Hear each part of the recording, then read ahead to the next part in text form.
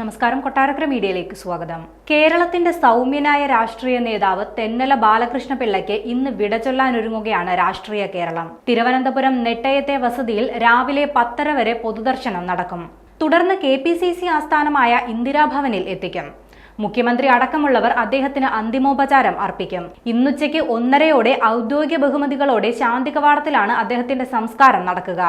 വാർദ്ധക്യ സഹജമായ അസുഖത്തെ തുടർന്ന് ചികിത്സയിലിരിക്കെ ഇന്നലെ രാവിലെയാണ് തിരുവനന്തപുരത്തെ സ്വകാര്യ ആശുപത്രിയിൽ തെന്നലയുടെ അന്ത്യം.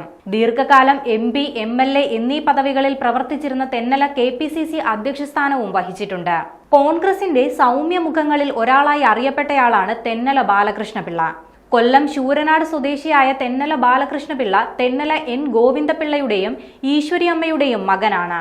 തീരെ ചെറുപ്പത്തിൽ തന്നെ പൊതുപ്രവർത്തനം ആരംഭിച്ച തെന്നല കൊല്ലം DCC പ്രസിഡന്റ് ആയതോടെയാണ് സംസ്ഥാനമൊട്ടാകെ ശ്രദ്ധിക്കപ്പെട്ടു തുടങ്ങിയത്. 1962 അദ്ദേഹം KPCC അംഗമായി. 1991 മുതൽ KPCC ജനറൽ സെക്രട്ടറിയായി. 1991, 1998, 2003 തുടങ്ങിയ വർഷങ്ങളിൽ രാജ്യസഭാംഗമായി. 1998 മുതൽ 2001 വരെയും 2004 മുതൽ 2005 വരെയും KPCC അധ്യക്ഷനായും അദ്ദേഹം പ്രവർത്തിച്ചിട്ടുണ്ട്.